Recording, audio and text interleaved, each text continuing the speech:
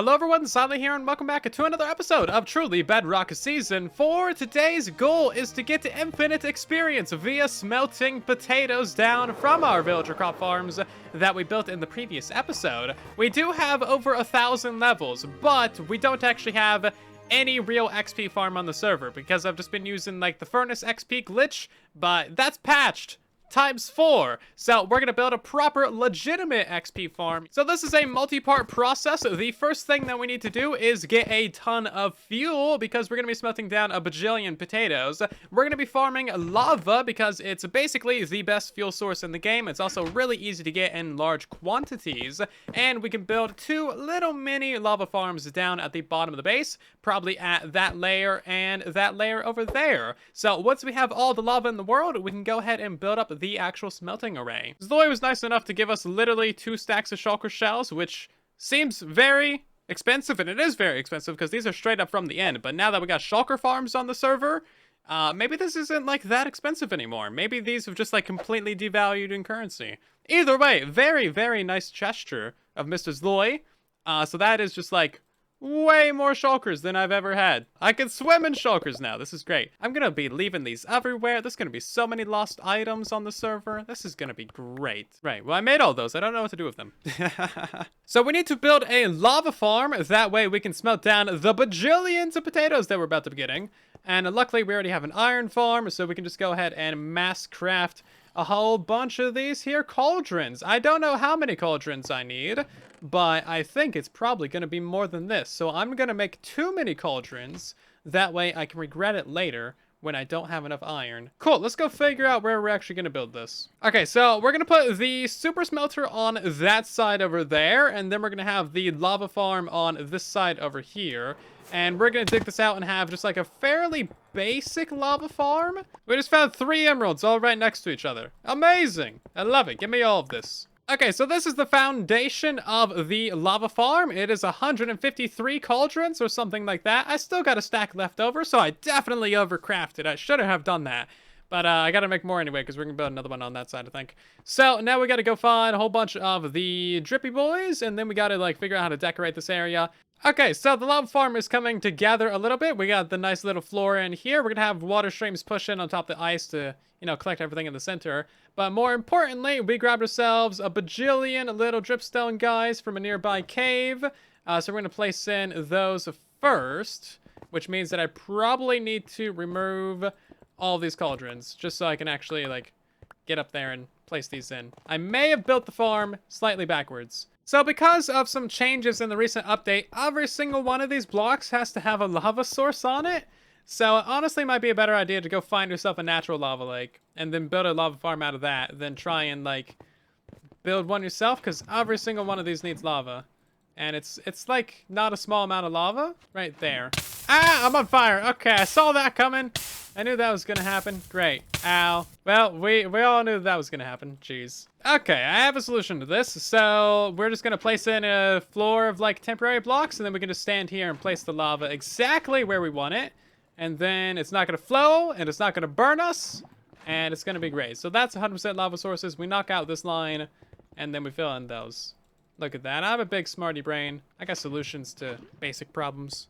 That took legitimately way longer than it should have just to place in that amount of lava. It's like 250-ish lava, and it's ridiculous. But anyway, this thing is already working. We had to harvest it a couple times already to, you know, fill in the rest of it. But you can see that it's actually producing lava like fairly quickly now. So that's good. The more of these you have, the quicker you get, essentially, because that's how, you know, exponentiality works, I guess. You can tell if there's lava in it due to how bright they are. Like this one's bright, that one's bright, that one's bright. Okay, so the lava farm is relatively done. It looks like trash right now. You turn on the ray tracing and it looks so beautiful. Right, so some mild modifications later. If we come in here and we're harvesting all the lava and then it gets dropped down, it'll flow roughly to this point right here. And then it'll be loaded up into our little shulker box dealio. We can press this button and bam, that'll break our shulker box for us.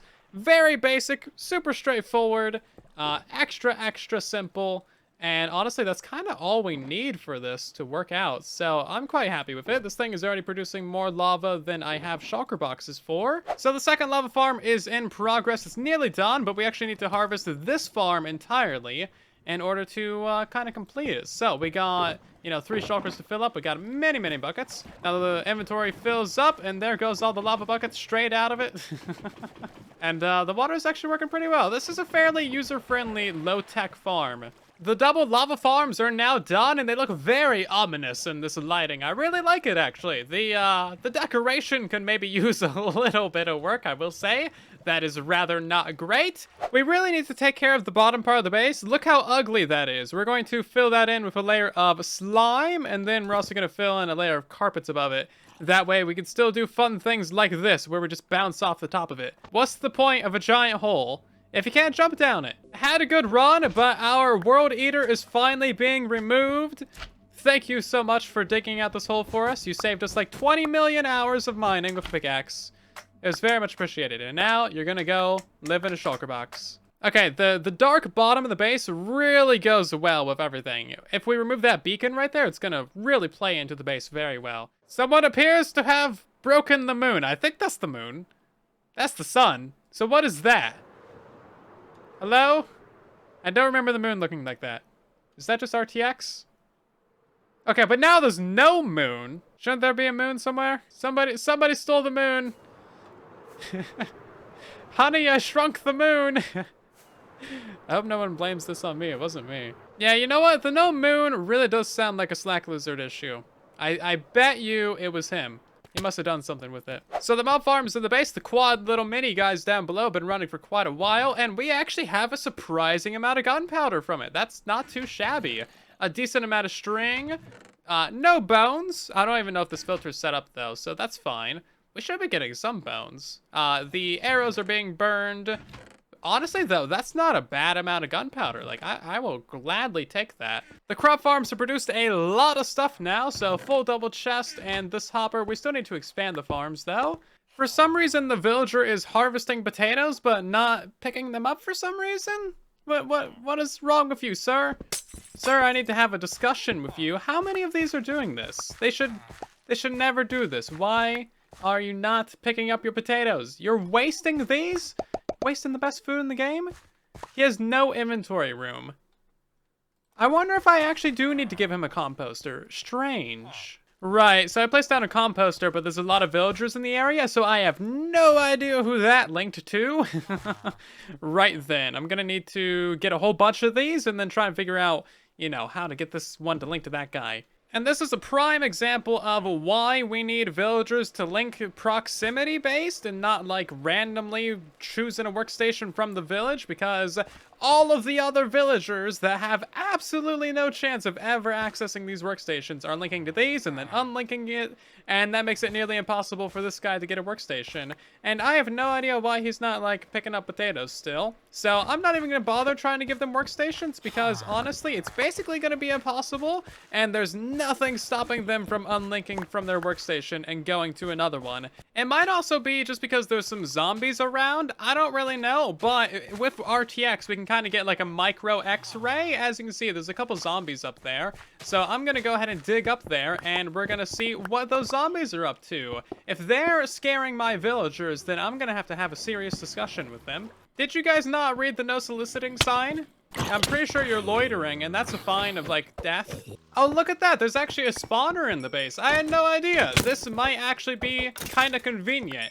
I might legitimately turn this into an XP farm, because I don't have any other way to repair tools at the moment. Right, so there's also this giant cave behind the base that we're, I guess, supposed to light up. Here's something kind of cool that I found. Check that out. What do you think that is? That is a snowy cliffside, just kind of going through this cave. It looks very strange, doesn't it? I think we're getting light from daytime or nighttime through the powdered snow. It actually looks pretty epic. It kind of looks like one of those snowy ice caves that we had in the development of 1.18. You guys remember those? I wish they didn't remove them from the game, because they're, like, really awesome. Okay, 5,000 torches later, I think all the caves are spawn-proof, so hopefully the villager crop farms will actually function properly now. Now, we need to actually start working on the proper goal for today, and that is getting the XP banks set up and fully functional. So as you can see, I have big plans, many of these, furnaces here. I think each one of these is going to be its own little XP bank. So each one of these is going to smelt like maybe a double chest of items, and then that'll move on to the next one, and then we'll just have like a whole array of these XP banks on hand whenever we wanted to. And we're also going to be composting all the things that we smelt down for bone meal and feeding that into our other farms. So this is a rather critical part of the base. So the concept is simple. We can determine how much this furnace smelts and determine how much experience it is stored up by how much room is in the hopper and chest below it. So if we fill up this entire chest like that, then we're only going to be able to smelt, 5 stacks of items. That's going to be a very small amount of experience,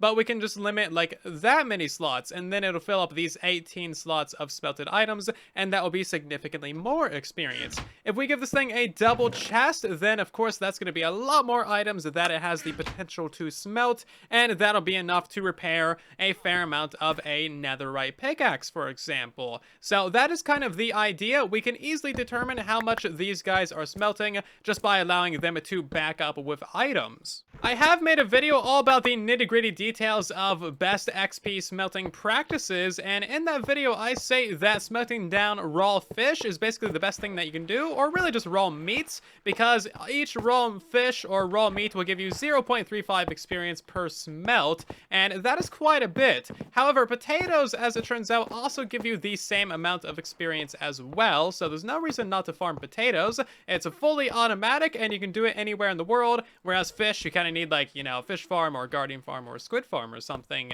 Now, in that video, I also say that scaffolding is like the best fuel source, and that is kind of true. However, lava is renewable now, and it wasn't when I made that video, so that's what we're using for this smelter. If you want a nitty-gritty detailed deep dive on smelting and best practices, then definitely check out that video. Everything in there is still relevant. Well, I just got the water stream set up, and the potatoes are coming in. This is so many potatoes. I don't even know what's happening.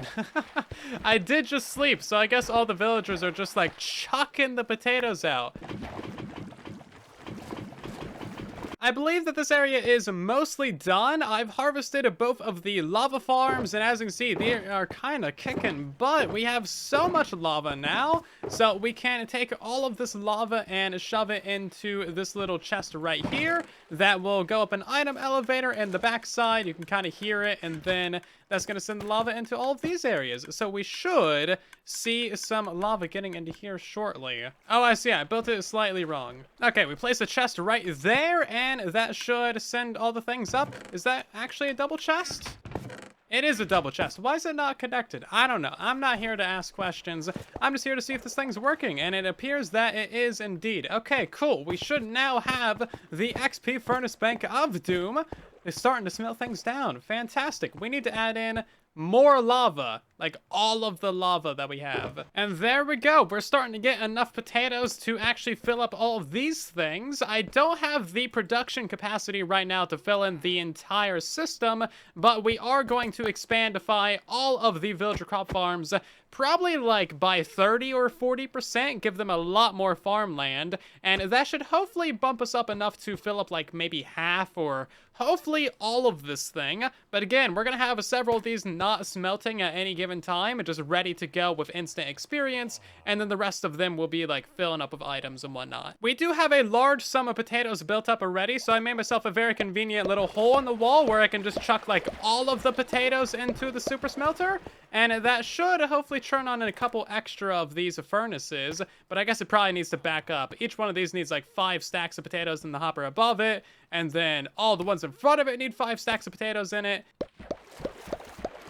And there we go, a fair amount of the furnaces are going, so I need to AFK here for like a significant amount of time, and then hopefully we'll have a fair amount of experience built up in these smelty boys. I totally forgot to put levers on all these smelters, so we just need to do that real quick.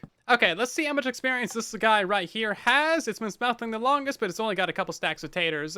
So, that is Ominous lightning? I feel like that's a good sign. Lightning as soon as I took an item out of the furnace. It gave us like no experience, but this is a good sign of things to come. I've been AFK in this little hidey hole for a while now, and everything is done smelting for the most part. Are we out of potatoes? No, we're out of lava. Okay, that makes sense. We probably need to get like a giant stockpile of lava going, and I kind of want to make the output of the lava farms just go straight into here. That way I don't need to like drag it back and forth manually. But let's see, how many potatoes did it smelt? Not as many as I expected, but that's fine. I guess it only had like 5 buckets of lava in there. So we probably need to give it like a double chest of lava storage behind each one of these, just so it can like burn forever, right? Actually, all of these smelted a fair amount of things. As you can see, all of these got like 9-ish stacks of items, so that's pretty solid. So we're gonna take the XP out of like all of these and see how we do. Okay, so a couple of these are kind of ready to go. Let's see if we can at least repair a pickaxe with all of this effort. That gave us like a couple pixels on the pickaxe. Okay, we'll try this one. Oh, that one was way better. Okay, that's good. That's half a pickaxe. 3/4. Nearly full. Come on. Yeah, potato power. Look at that. Okay, that is a proof of concept for actually repairing tools the legit way. It's definitely way slower this way, isn't it? It takes way more effort to do things the legit way than use the almighty Furnace God experience bug.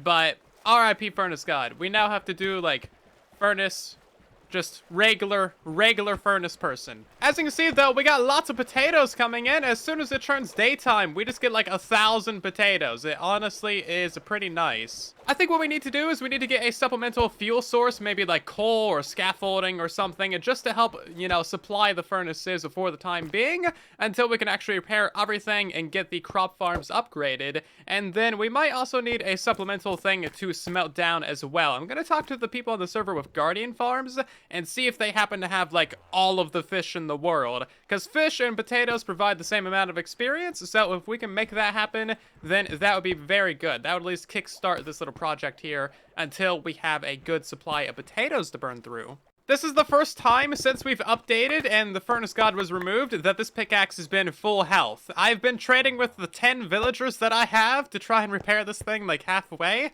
I also forgot that we need to empty out all these chests now. Because we took the experience out of these furnaces, we need to reset their counters at the bottom. So that means that we have just a lot of potatoes now. I don't know what to do with these potatoes besides compost them. Well, this is a pretty good proof of concept for this system. We definitely need to massively upgrade our input of fuel and smeltable items in order to get this entire array going. And I kind of need to stand here on the server for a very long time as well, just to allow all these items to smelt. But the great thing about this system is that it's pretty passive.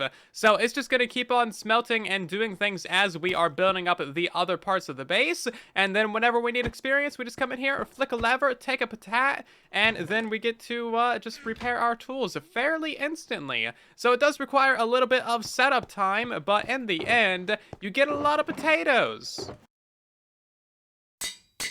And now I actually have enough food to, like, you know, not starve on the server, so that's good. I've done some calculating with my big smart brain, and I've figured out exactly how many potatoes we need to repair a single netherite tool. So in total, you get 0.35 experience per single potat smelted. There's 2,031 durability in a single netherite tool, telling by the Minecraft wiki. That means that you need 5,803 potats to fully repair a netherite tool, and that is 90 stacks and 43 items. 90 stacks and 43 items is a double chest, a full hopper, and then another 31 stacks of potatoes. So that is quite a lot of smelting. However, we can split this up between multiple furnaces. There's no reason that a single furnace needs to give us the full repair. We can split that up across like 4 furnaces. So each one of these would be a quarter repair of an item, and then you only need like, you know, a quarter of this amount of things, and then you smelt 4 times as fast. So I think that's what we're gonna do. Since we have this full array of smelters in here, we may as well have each one of these be just like a partial repair. So to get a quarter repair of your tool, that is 1,451 potatoes, which is only 22 stacks and 43 items. That really is not that bad. You can smelt that in like an hour or so. So that's really pretty solid. So that's definitely what we're gonna do. Each one of these already has a chest here, so So we would just lay this out so that you can only smelt 22 stacks. So that would be 19, 20, 21, and 22, and then the 23rd one there. But actually, you know what? There's 5 stacks that can fit in the hopper as well, so we need to get rid of those ones. So this is essentially what it would look like. We can fill up each one of these with, 10 different items, and that would make it so that each one of these smelts the appropriate amount of potatoes to do a quarter repair of your tool. There's definitely some improvements to be made to this system regarding logistics of items and whatnot. However, that's going to be sorted out probably in between episodes or in the next episode. If you've enjoyed today's episode of Truly Bedrock, then of course consider dropping a like on the video. It helps out the video and the channel a ton. If you're new here, then maybe consider subscribing. And I'll catch you guys down in the comment section in the next one. Thank you so much. And then there was silence.